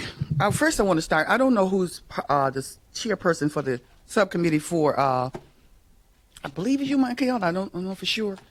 But there are two items that I started on when I was in office, and I plan on finishing out of office with my constituents. The dangerous animal ordinance. I know the budget is coming up. Try to get that incorporated. She just brought that up about the animals. We need to fix that. We need a dangerous animal ordinance. Oakland County don't do anything for us. They don't. Trust Ms. me. Miller has the floor. That's okay. You can't talk, but trust me, I know. I done dealt with them many times. They do nothing. I got a dog on my street, a pit bull. They won't even come get. So that dangerous animal ordinance, they're going to tell you that we don't need it. Yes, we do. We need the dangerous animal ordinance in the city of Pontiac. I wanted to get that incorporated in the city of Pontiac. Also, the speed humps in the neighborhoods. We got a lot of residents, especially in my district, need speed humps. They're speeding down the street. You fix the streets, and then they run down the street doing 80. So now we need speed humps. Try to get that incorporated in your budget for the budget coming up. The $100,000 is in the money for council. I'm sure council will be able to find that money because I spoke about it many times when I was sitting there. It's $100,000 already waiting for that dangerous animal ordinance. That's very important for the city to have. Every city got an animal ordinance. And by the way, I'm going to put his name out there, Donnie Binion. He was the best. He was the best. And I wanted him to come back, but this administration, the prior administration, would not bring him back. See, can you get that done? You want his phone number? I got it. He's worked by himself. He worked 24 hours. It doesn't matter. He come get the animal. He picks up everything. Everything. Name it animal. He's not afraid of it. Second of all, now I want to, last week I was sitting at home, and I have to just go ahead and do this because this is who I am. And I like to sleep well at night, and I'm not a butt kisser. I do what I do for the citizen. Mayor keeps talking about the 10th council. What he didn't tell you is that he never mentioned anything about the administration. When I was on the council, and this is the first time a council person ever came back and did this, and this is what I got to do, because I think God meant for me to do this. I ran into the most corrupt actions from people you would never mention. It was some ministers, corrupt in the city. There are other people that's corrupt in the city, allegedly. And what the mayor is not telling you is that there's going to be, I sat there for months and talked about the money for the rec center, and the mayor ran that money over for the longest, and I got a lot of burn. And he has sat there and said that they spent over $26,000. Thanks to me, because I brought that up. I brought up the corruption. And what I also want to understand, everybody's chief talking about the council this. This council has no municipal experience. None. We never had a council in the city of Pontiac with no one with municipal experience. With that being said, be careful how you talk about people because you never know when you're going to come back to them. Because I never seen a mayor come in and didn't bring his own team. He still got the same people here. So what has changed? All right. Thank you, Ms. Darlene Clark.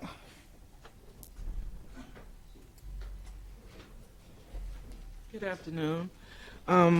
Three things I need to I want to speak to about.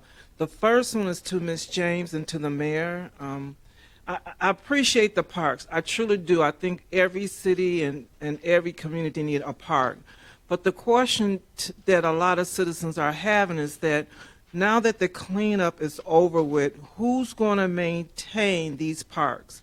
Will the city hire someone just especially to go around to these parks? Because to leave it up to the residents to do it, it's a double-edged sword. The residents are feeling they don't have very good living conditions with the streets being like they are, with the housing, with the halfway houses being here, with the people walking up and down the street. And people they don't even know, because in Pontiac, everybody kind of know everybody, and everybody know everybody's child. So my question to you, Mayor and Ms. James, is it possible in the budget you can hire someone to maintain these parks? That's one. Then I have another question. On Palmer Street, you guys just cut out a huge section up and down Palmer Street of cement where the roads were all tore up. On Nebraska Street, from Franklin all the way to Bagley, today at 2 o'clock, you had your people come out and to fill potholes. They didn't fill all the, and I have pictures, and I'll give them to the mayor so he can see it, the president if you like to see them as well, whoever want to see them. They filled a few of the potholes and left the other ones undamaged. And what they should have did, they should just cut that section out because it's so damaged. And I know the money's not there, but it's damn. You can't even pull your cars out on the street. You really can't.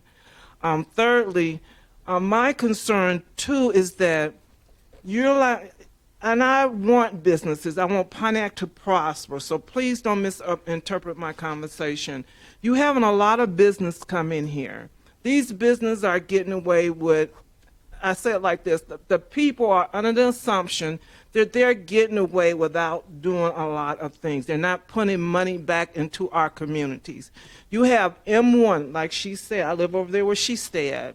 You have M1 who's buying up the homes and letting them sit in there or putting renters in there. And then you have Amazon. They're buying up homes and not doing anything, hoping they can bring their people there.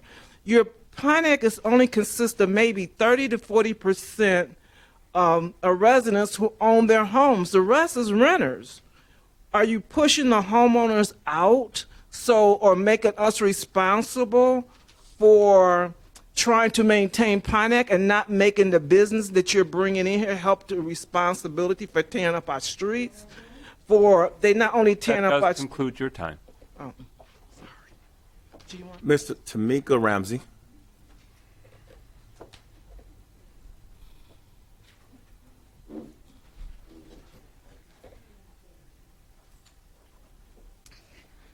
Good evening, everyone. I just had a couple of things to come talk about. One of the things is I am on the Oakland County Regional Transit Board. So we do have someone from Pontiac on that board. I wanted to talk about Smart Flex, which is smart doing Lyft or Uber. They come directly to your house. Pontiac and Auburn Hills are considered zones. So as long as you're staying within those zones, your ride can cost less than $7. And I just wanted to make sure that people were aware of that. I am also on the Housing Commission. And I was just appointed the beginning of this year and have taken at least the last 3 months to learn, trying to get information and trying to encourage our staff to come and talk to the residents. I believe that a lot of people don't know exactly what the Housing Commission does. They put a lot on the Housing Commission, which is not their responsibility, but we do have a lot of responsibility, and I want to make sure that we are presenting that not only to the council, but to the residents of Pontiac. We are also working to get our meetings online so that people can watch them, if not in real time after the fact, as I usually do the council meetings. I am excited as a small business owner to be in Pontiac. This is a new day for myself and so many other businesses that have been engaged, that have now started receiving resources with the city of Pontiac, the Pontiac Community Foundation, Main Street Pontiac, along with the chamber. There is just an amazing growth of small businesses and large businesses in the city. I appreciate the continued support and would just like to acknowledge that Pontiac was one of the only municipalities during COVID that did not offer grants directly from the city for small businesses. We had to compete with Waterford and other cities in Oakland County when Oakland County did their grants. And so I would really ask that we look at doing something for small businesses. I just want to say thank you to the council and mayor, the deputy mayor, and all the staff. This staff is awesome. I know that I'm one of the people who was like, throw everybody out when the new administration comes in. I was, and I will admit that. But I have had the opportunity to work and talk personally with a lot of these individuals who sacrificed a lot to keep this city moving when they were told directly not to. And so I would ask that we give everybody an opportunity, and if we need to let somebody go, we need to let them go based on the merits of their job and not because, their old boss, we didn't like them. Thank you. Ms. Billy Swayzer.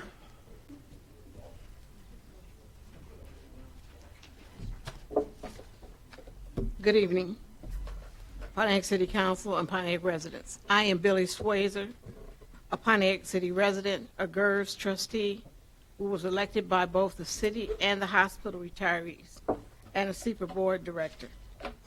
At the last CEPA general membership meeting, a motion was passed for CEPA to negotiate with the city of Pontiac to provide the $400 permanent pension increase to the GERS members. As many citizens and CEPA members know, both Jim Mariani and I have supported this initiative. What we absolutely want is that this benefit be pre-funded and paid for upfront by the monies that were left in the old GERS. While many persons say that CEPA President Claudia Filler didn't speak against the $400 monthly pension increase, Claudia was adamantly against pre-funding of this benefit. Claudia didn't believe me when I told her that there was enough money to both pre-fund this benefit and to fund the VIVA. GERS has funded the VIVA. The VIVA is overfunded now. At the last VIVA meeting, it was said certain retirees who continue to work after December 2011 would be allowed into the VIVA. Mayor Grimer wanted this amendment to the settlement agreement be approved by the city council, but it was said that the VIVA board didn't need council approval. I don't know. We'll see. I'm here to ask every GERS member, both city and hospital retirees, to ask Mayor Grimer and CEPA President Claudia Filler to negotiate and pre-fund the $400 permanent pension increase. Jim Mariani paid for actuary study that included pre-funding the benefit. Let's get this done. Every week I'm asked when retirees can have their benefit returned to their check. Claudia Filler said that they will negotiate the benefit to begin back to February 1st, 2022. Let's let the retirees have their benefit for all GERS employees. Thank you and have a good night. Thank you.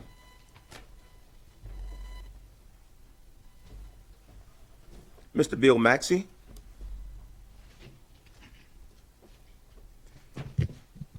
Good evening, Mr. and Mrs. Pontiac, governance, and community at large. I'm wearing a hat tonight as a community activist. 3 vital points. For the renters of apartments in the city of Pontiac, do not sign a lease over the telephone. Do not sign a lease over the telephone. Secondly, every lease that you sign must be in person with the property manager. I have a very, very disturbing case in which I got a call 2 days ago. And our organization went to the home this morning. 60-year-old senior that's on oxygen with about 10 canopies. The landlord did not come out when there was a smell of gas. Her neighbors had to call EMS and consumers. It was gas leaking. Secondly, in the midst of this particular situation, the landlord sent a notice to her that was dated early in March, 10 days late, that her rent was going up from $400 to $600. She did not have a lease. Do not sign any agreement over the telephone. Now, in the investigation of the situation, the city had not inspected the house, those apartments, 2019. No inspection. This landlord changed from John to James, again, over the telephone. We've got some serious problems about service. Got some very serious problems. And we intend to follow through on the 10th, not the 10th, I'm sorry, Monday, between the hours of 8:30 and 10:30. I understand the city will have inspectors out for a home that has not been inspected, for apartment buildings that had not been inspected since 2019. On the 9th of May, we're going to have a landlord-tenant session. The booklets will be given to us by our state rep. We hope to have the hours of 10 to 1, Landlord-Tenant Act, so our tenants can understand what is happening to them. And this will continue. We have staff that will be there every Monday. And it's no ending date because we have lots of problems. So again, basically, we have a lot of service problems. Again, do not sign a lease over the telephone. Have that manager come out, notarize, and sign it in person.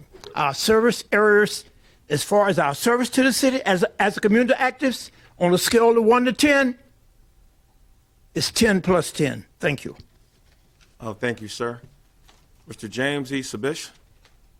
And that'll be concluding our public comment, President McGinnis.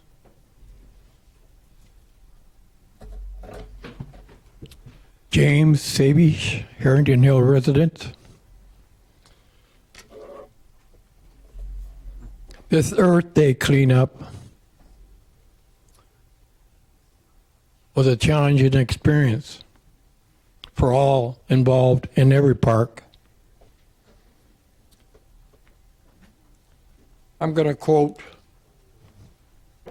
Proverbs 4:7. Wisdom is the prime thing. Acquire wisdom, and with all thy gain, acquire understanding. This experience should pose some questions and reflections. How the system got this way. At least in the park that I participated in, and I'm sure in the other parks.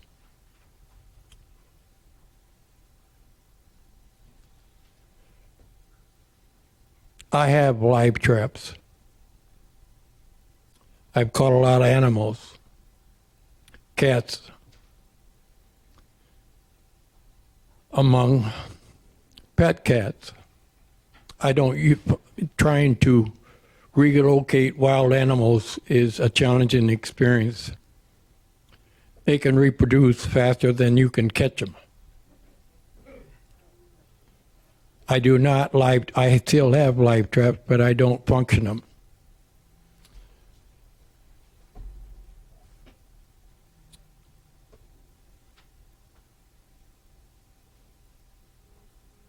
I look forward to sharing this experience with this council for 8 more years.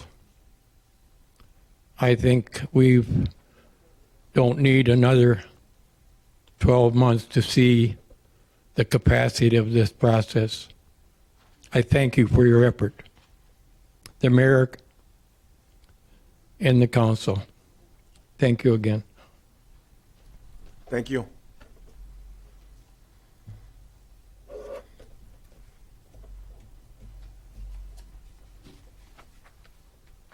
That concludes public comment. We are now at closing comments. Mayor Tim Grimel, you have the floor. Thank you, President McGinnis. Speaking of animals in the wild, I found a stray kitten wandering about downtown last night and took that kitten to the animal shelter out at Oakland County. So hopefully that kitten, boy or girl, will find a loving home soon. I wasn't going to mention that, but you mentioned picking up wild animals. This was a stray kitten. Wanted to touch on a couple of items. Number one, and perhaps most importantly, our administration, as it has been from the outset, is focused on making sure that we're hiring people here at City Hall based on their qualifications and their competence.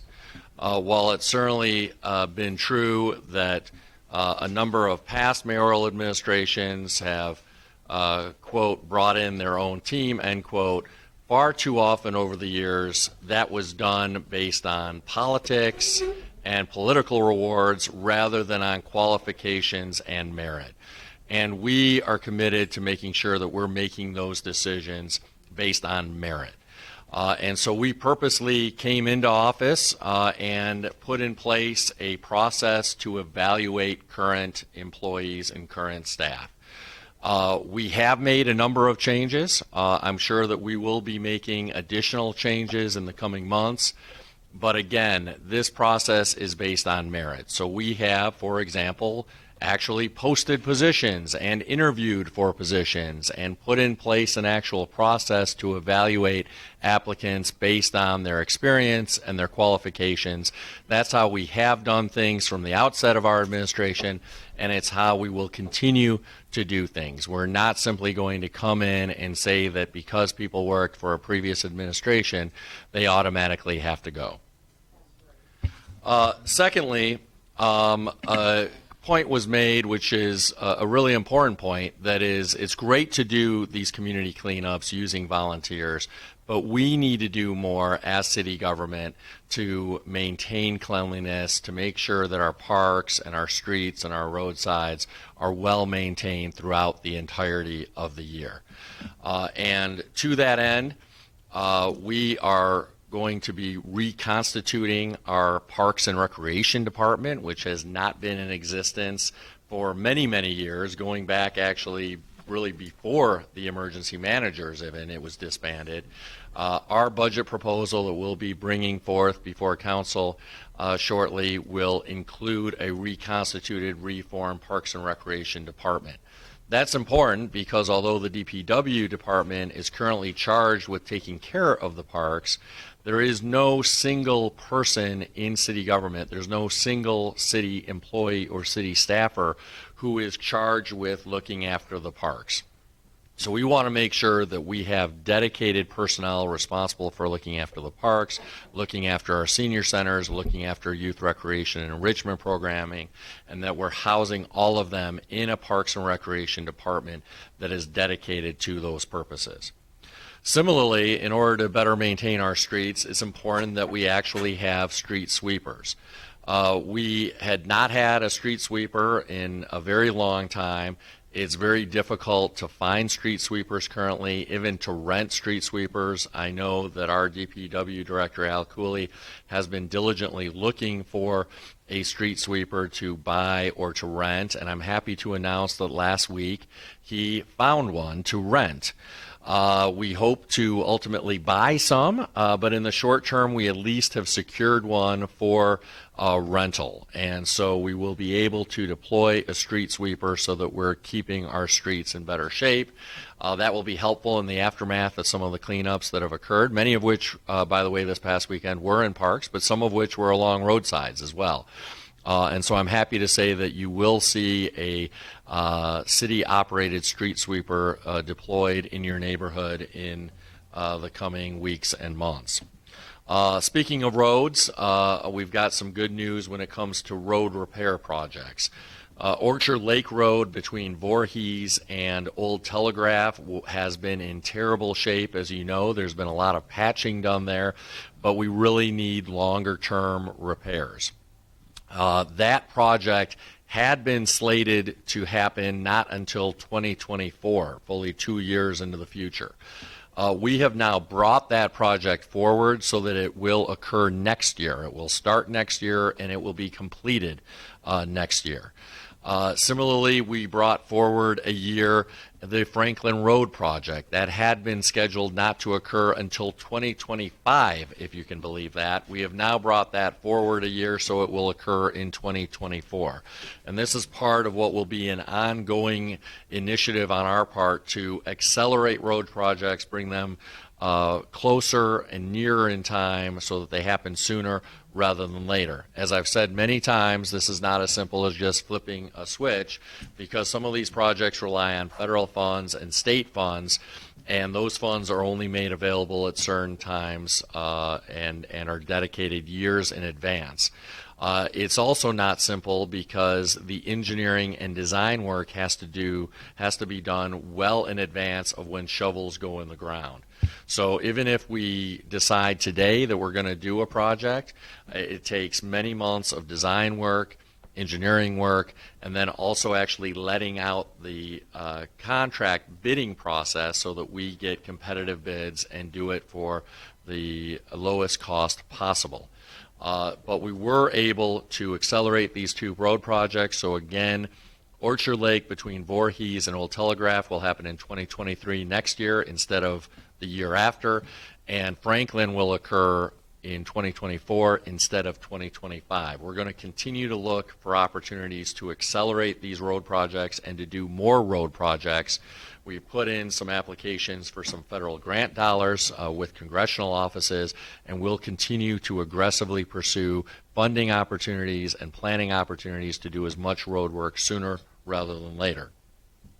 I also want to touch on the consultants who joined us this evening. We're very fortunate to have Phil and Gabe working for the city. As you could tell, they're very competent, they're very experienced, they bring a lot of expertise, and most importantly, they have important connections and contacts to help us get grant dollars here to City Hall and to get foundation dollars in the door. We're also very fortunate, as I explained tonight, and as we have explained at past meetings, in fact, including the meeting when City Council formally approved their contract, that they are doing this work without any expense to the City of Pontiac or our taxpayers. They are being paid by the Ballmer Group, a nationally renowned philanthropic and charitable entity. They are paying Phil and Gabe directly. And far from Phil and Gabe trying to outsource or privatize things, as they themselves said this evening, their focus is quite the opposite. It's to bring in-house things that the emergency manager had privatized and outsourced. So we are focused, as Phil and Gabe said, and as I've said many times, in bringing more of those core city services in-house, in government, where they belong. And as part of our budget proposal that we'll be bringing forward to City Council next week, you will see specific proposals to bring in house more grass cutting services, more snow plowing services, instead of privatizing those and outsourcing those. You will see us propose to bring back in-house our building department instead of outsourcing it to Wade Trim. You will see us bringing back in-house more of our accounting services instead of outsourcing all of it to Plant Moran. So this is a continued focus of our administration. You'll see that in our upcoming budget proposals, and Phil and Gabe and the work they're doing through private foundation dollars is important to help support those initiatives. Thank you, Mr. President. All right. Closing comments, Clerk Garland Doyle. Thank you, Mr. President.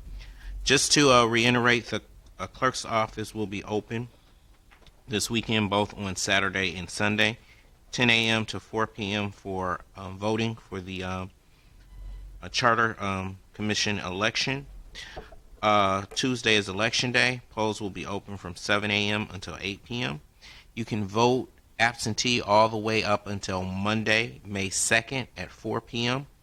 After Monday, May 2nd at 4 p.m., if you haven't already received an absentee ballot, you will have to go to your polling location on Tuesday.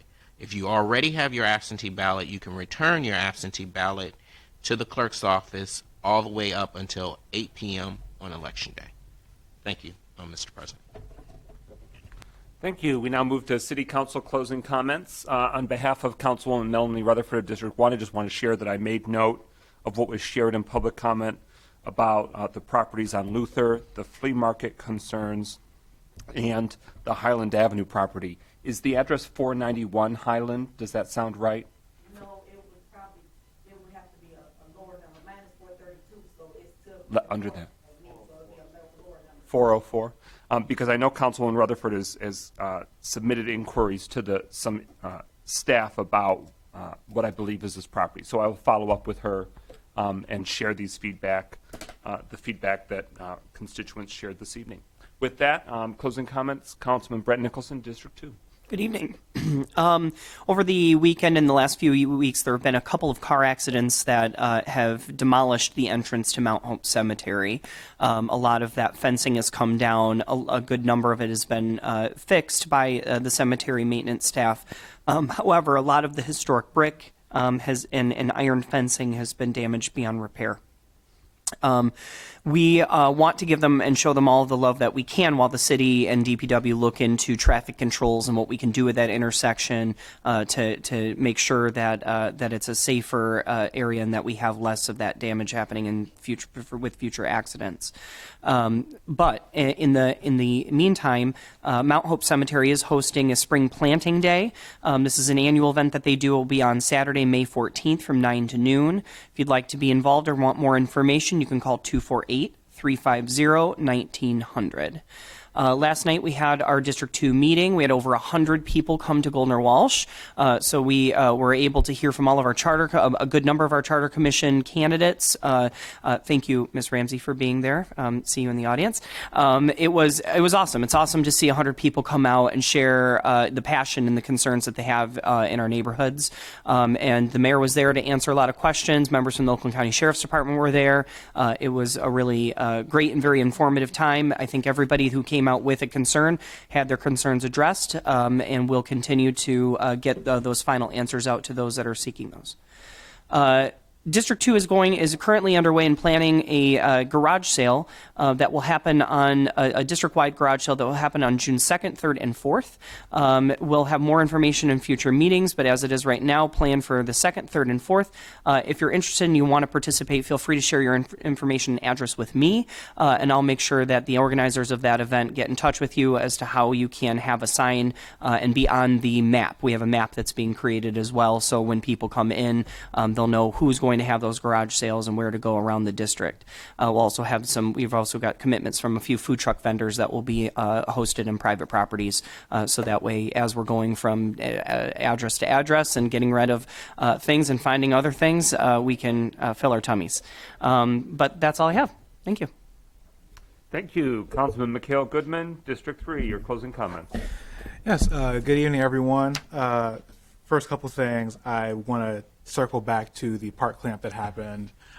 Again, personally, I am still just more than ecstatic for the group of people who came out and helped me through the entire process, including one of my new favorite residents, Iola Miller, on Pensacola, as well as our Charter Commission candidate and District 3 resident, Jose Ibarra. Sorry, mental moment. So I really want to thank them for coming out and really putting in the effort and work really all day long. The District 3 road repairs that are happening, which would be Columbia, Cherry Hill, and I believe Fairmont as well. I think I'm missing one. Starlight, thank you. Will be extended just by a couple weeks due to the Water Resources Commissioner wanting to do some work in tandem with our road repairs. So the entire process will take just a little bit longer. I want to say thank you to DPW for taking in my complaints, giving me quick and actual responses. I love when people give me in-depth things about what's happening, especially in regards to my district and my people. So I really thank them for that and their responses. And then I also really want to make sure that I point out that the Communications, Engagement, Operations Subcommittee meeting will be taking place this Friday in the Legislative Conference Room at 4 p.m. So I look forward to having people come out and listen. District 4, Councilperson Kathleen James, closing comment. Yes. First of all, again, I want to thank everyone that came out for the cleanup at Cherrylawn Park on this past Wednesday, and I especially want to also thank the Collective Impact Partnership, Nissa Hanna in particular, who took it on herself to organize this cleanup. She did a great job. I want to thank her. I want to thank the Rotary Club, Tim Travis, who personally helped us to plant the 3 trees that we planted in Cherrylawn Park. So just a tremendous commitment on his part to see those trees planted. And, you know, in the years to come, we are really going to benefit from having the beauty of those trees throughout the city. So I want to thank him for all of his hard work. District 4 will have our community council meeting on this Thursday, April 28th, at 6 o'clock.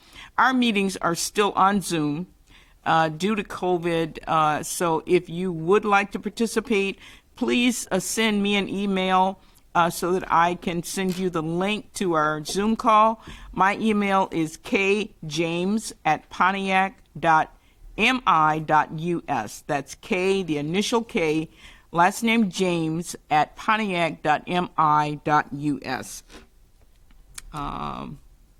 Also, our Parks, Recreation, and Public Works Subcommittee meeting took place on this Monday in the Legislative Conference Room at noon. So we'll be giving the report on that at the appropriate time. Thank you. Thank you, Councilman William Parker Jr., District 5. Closing comments. Thank you, Brother President. And in addition to all that everyone else has said about the cleanup, I just want to additionally thank Sister Lucy Payne for the food and the drinks that she brought, Sister State Rep Carter and her husband for coming out and helping us, Commissioner Angela Powell for coming out, and certainly the mayor for coming out and helping us clean up. It was certainly an interesting day, but I also want to thank specifically Brother James Savage for walking with me out through the park and pointing out stuff and helping me go through the bushes and the branches to get it all out. Thank you, Brother James. You was a great help there. As the mayor, as we know, and I know we are working on our streets diligently, but Mayor, I'm going to tell you, if we don't do something at Giddings Road, somebody's going to have an accident. Amen.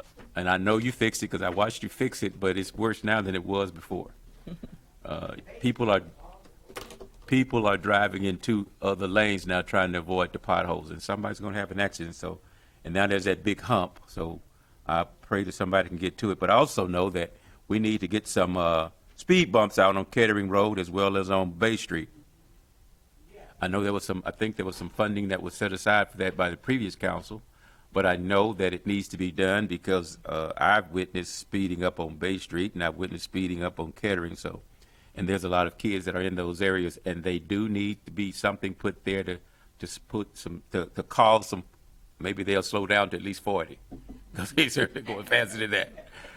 But those are the things that I know we need to be working on, and I pretty much know that the team is certainly doing what they can do. But those are the two areas that I know for certain: Giddings Road around the curve, Kettering Road with speed bumps, favorite speed bumps, and if at all possible, between I think the street is Dunley and the Lancaster opening, if we can just get that piece repaired right in front of the school, it would certainly do an immense job of helping out to get people who go into and from that school to be better driving and not tear up their cars trying to get their kids to and from school. I want to thank Reverend J. Mark Pittman for coming out this evening and filling in for his pastor, Pastor Rodney Talbert, who had a family emergency and couldn't be here today. And that concludes all of my things. Thank you very much and have a great evening. Thank you. Council President Pro Tem William A. Carrington, District 6, your closing comments. Well, good evening, everyone. I want to make this sort of brief because I spoke earlier. I definitely believe in collective work and responsibility when it comes to myself being a resident as well as be promoting that. It's imperative that we continue to help ourselves. And I definitely am a supporter of that. So I want to say to my district, anytime you need to do something in the community, you can call me and I'll be there with my truck. It doesn't matter. We can make it happen because I definitely believe that we make our brothers problems our problems and make our sisters problems our problems as well. So we have to continue to work with each other to make this place, make the city of Pontiac one of the best cities in this country. And we can do that by helping each other. Mr. Stewart mentioned consumers' powers work. And some of the work they haven't finished doing. I spoke with Consumers Energy basically last weekend, and they're actually back in the district fixing some lawns that it got too late last summer. Last winter before they can get to those lawns. So they're currently working on those lawns in the Knowles area. Actually, they was on they was on Carr Street earlier today. So Victory Street should be worked on soon. If they do not complete the work to a resident's standards, I have a telephone number. I don't have it with me tonight, but you can call me. I can give you a direct number to talk to someone to get them back out to your location to make sure the work is done correctly and in the fashion that they tore it up in, right? So we definitely want to make sure that they complete the work. and saying that good night. Thank you, sir. Good evening. I'm Mike McGinnis, City Council President and representing District 7. Want to announce that the border of District 6 and 7 is Word Believing Christian Center Church. That's at 156 University Drive. They have a Better Together resource day. That's this Saturday, April 30th, from noon to 4 p.m. And community programs providing free groceries and diapers, health screenings, health and dental service application, resources for seniors, mental health, vaccines and boosters, and more. You can call for information at 248-705-1658. Again, Believers Community Outreach Center, the number for info is 248-705-1658. That's happening this Saturday, April 30th, noon to 4 p.m. at 156 University Drive. So I wanted to get that news out. And also that Oakland County's Animal Shelter and Adoption Center, they've extended the free rabies vaccine with the purchase of a dog license to May 31st. So they have sort of an open, no appointments needed earlier in the day on Tuesday, every Tuesday, where you can have a free rabies vaccine for your dog with the purchase of the required annual dog license. So with that, we're at 8 o'clock p.m. Is there a motion to adjourn? Support. Moved by Nicholson, seconded by Carrington. Hearing no discussion, roll call on adjournment. Clerk Doyle. Nicholson? Yes. Parker? Yes. Oh, did I skip somebody? Oh, okay. Sorry, roll call. Said Nicholson? Parker? Carrington? Yes. Goodman? Yes. James? Yes. McGinnis? Yes. 6 yeas, no nays. That motion carries at 8 o'clock p.m. Next meeting is Thursday, May 5th. We'll start at 6 p.m., but it's also the National Day of Prayer. If Councilman Parker wants to make any announcement about National Day of Prayer that's convening that same day. I'm sorry. Okay. Before everybody leaves, and I do apologize, would everybody remember that May 5th is National Day of Prayer? I'm sure we will be doing something downstairs from 4 to 5:30 downstairs. Downstairs, there will be a program being put on. We want to thank each and every one of y'all can join us from 4 to 5:30 for National Day of Prayer next Thursday, May 5th. In addition, I was also told to announce that the Harrington Hills Cleanup Day will be Saturday, April 30th from 9 to 2 p.m. Thank you.